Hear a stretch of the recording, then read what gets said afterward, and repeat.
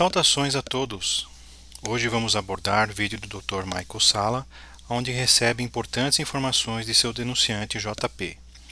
JP atualmente serve no Exército dos Estados Unidos da América e tem divulgado missões secretas das quais participou, com a aprovação do Alto Comando dos programas espaciais secretos. Mas dessa vez ele não foi com os militares. Dessa vez ele foi levado por extraterrestres de aparência nórdica a bordo de uma de suas espaçonaves. Eles visitaram duas das luas de Júpiter, Ganimedes e Europa. A tripulação da espaçonave tinha 3 nórdicos que ele já tinha conhecido em 2018, durante sua primeira experiência de contato no Brasil. Na primeira parte dessa entrevista, ele descreve sobre a visita a Ganimedes. Ele foi convidado a observar uma missão de reabastecimento, onde uma base pertencente a outro grupo extraterrestre recebia suprimentos desse comboio nórdico. JP disse que essa base não era a mesma que tinha visitado em novembro de 2021, em um comboio organizado pelo Comando Espacial dos Estados Unidos. Mas a informação mais importante dessa parte da entrevista foi o que os ETs nórdicos disseram ao JP sobre o Anunnaki Enki e também a incrível revelação sobre mais um gigante estar despertando. Vamos acompanhar o trecho da entrevista sobre essas revelações. And also, while I was there, I was getting information telepathically. They were telepathically communicating with me that there was another giant waking up in Slovenia. So they told me that information during what was happening in this trip back and forth. I want people to understand that this what happened with me, it has nothing to do with the military. What this experience happened separate. So not a lot of people know about the situation that happened with me in the military. Right. Well, we know.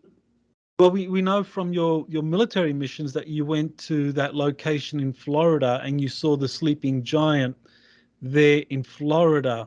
But now the Nordics are telling you that there's another sleeping giant that's awakening in Slovenia.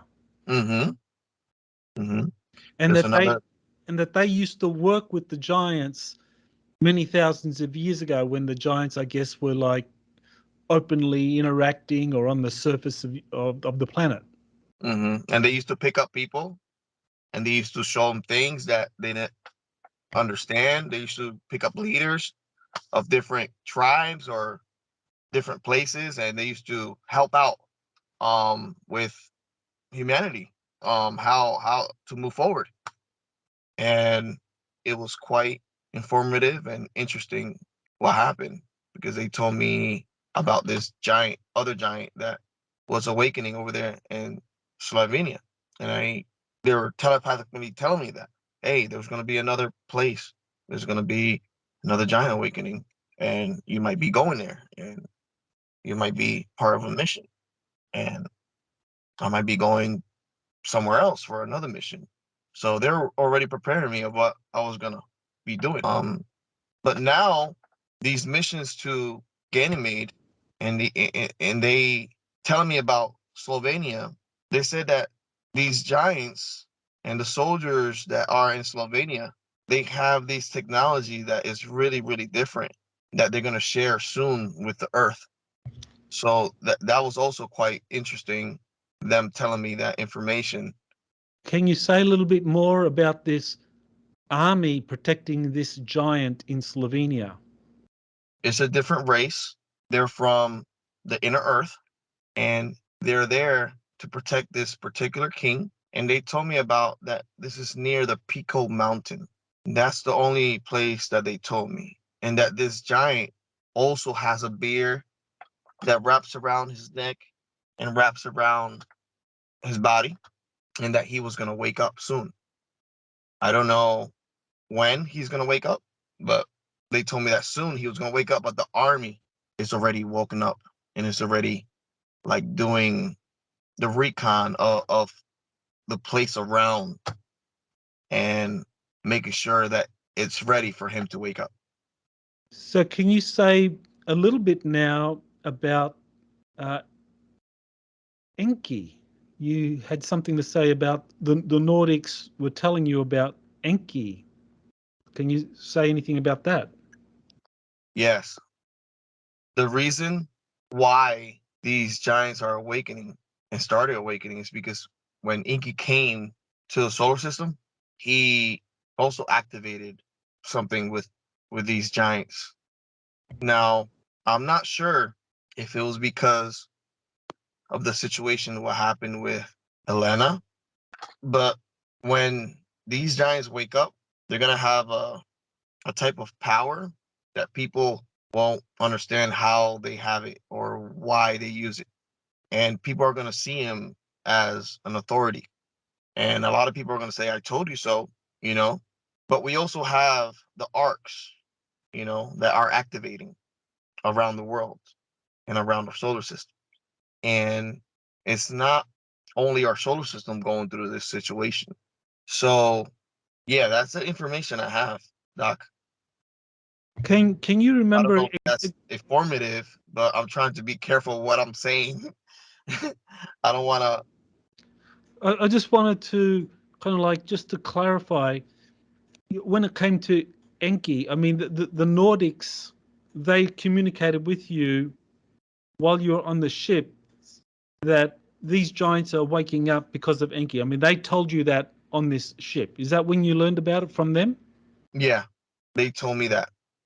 Okay, well, that's very important because that supports what Elena Danan was saying, that Enki has returned, and that because of his return, he's having an effect on these sleeping Anunnaki scientists that are waking up.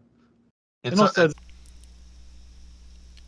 Como pudemos observar, mais um gigante está despertando, dessa vez na Eslovênia.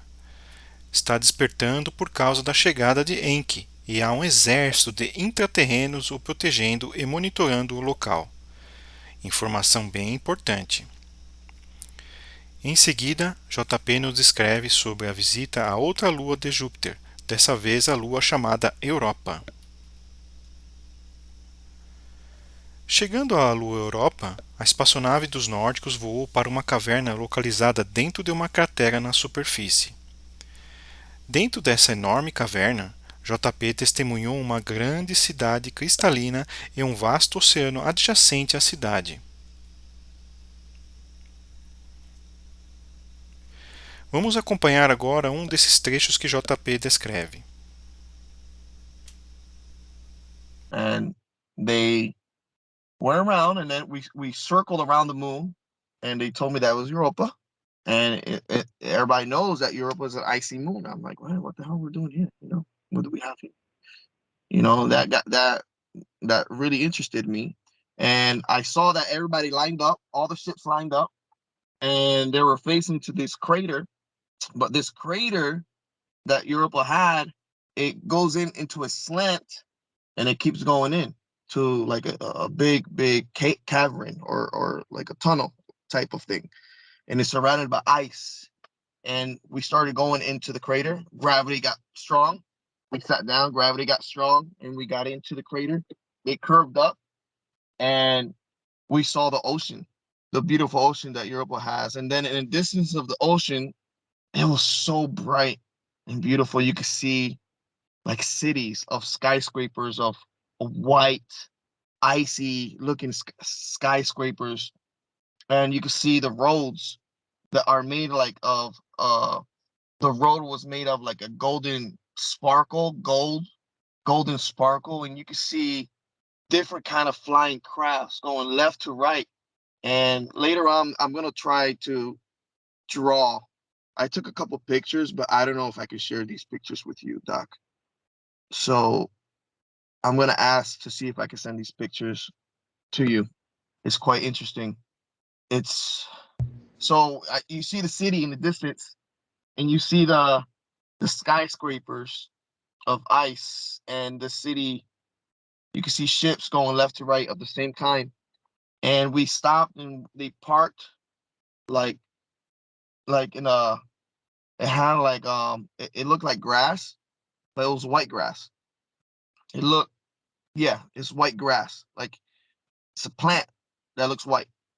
So I don't know if they were a type of fungi but whatever it was, it smelled good. It smelled like roses and mint mixed in together.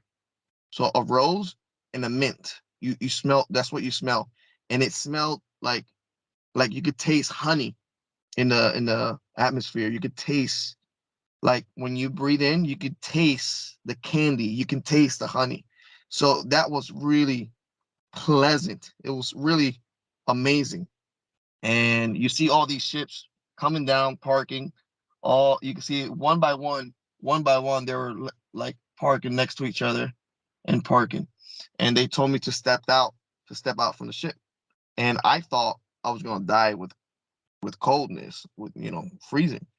But no, it was 70, around 70 degrees, in between 65 and 70 degrees. And you could feel wind coming from the tunnel in, coming from the cavern in, and you can hear the ice of Europa moving like a boom, boom, boom. I think they use the ice that moves on the surface, and they use that as energy to help the city, the lighting, and to help the city. So they use the movement of the ice of the moon to create energy and to give power. That's where they're telling me that this sound that I was hearing, whoa, whoa, it was like a deep, deep, deep, like whoa, whoa, like you can hear it. And I'll probably go crazy if I live there and hear that, Doc. But that's what I was hearing. Os ETs nórdicos revelaram que essa cidade subterrânea existe há muito, muito tempo, mas somente agora foi reativada devido à presença de Enki. Outra revelação foi que essa lua é de certa forma parecida com a nossa, no sentido que também pode se mover pelo espaço como uma grande espaçonave esférica. Em resumo, JP disse que o objetivo dos nórdicos em mostrar tudo isso a ele era para dizer que eles estão trabalhando em conjunto com a Aliança da Terra, com a Federação Galáctica e também com Enki e sua facção. Todas as operações estão seguindo um script e tudo está de acordo com o plano. E agora, como última informação, JP nos explica que os ETs nórdicos permitiram que ele levasse seu celular dessa vez, o que atualmente não é o caso de suas missões militares secretas organizadas pelo Comando Espacial dos Estados Unidos e também da Aliança da Terra, onde todos os dispositivos eletrônicos pessoais têm de ser deixados para trás. JP conseguiu tirar fotos dessa cidade subterrânea lá na Lua, Europa, mas ainda não teve confirmação para poder divulgá-las. O que JP teve permissão para divulgar e estão contidas nesse vídeo são as imagens da nave espacial nórdica partindo quando ele voltou ao local de embarque. Vamos assistir. I blacked out again, and I was back where my car was. And when I crossed the street, I turned around, and I had my phone with me, and I took a picture. Boom. They were leaving. I took another picture. Boom. I said, hell yeah, let me try to take a video. I was feeling dazed up, but I was sure that I was going to take this video. So I took the video of them maneuvering by the cloud. And on 10 seconds in this video, you can see how another ship flashes right by them, like flashes, and it disappears. And then they keep going up. They move up to the clouds and they leave. So I know I send you that video and those pictures to share with the public. You can share. And I want, like, when people see this, to have a meditated mind and to try that technique of telepathic communication to see what people receive, because they let me do this video for a reason. So I don't know what will people feel when they see this video.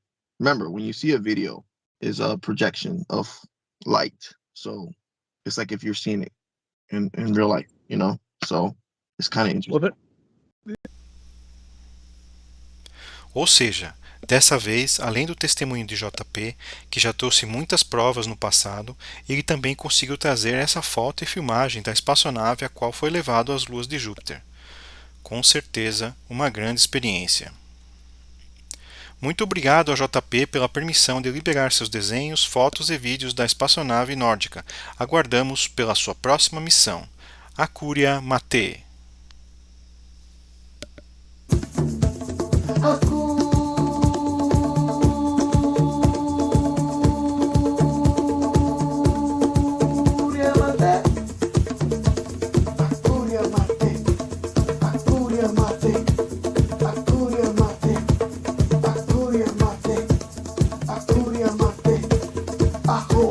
Asoa,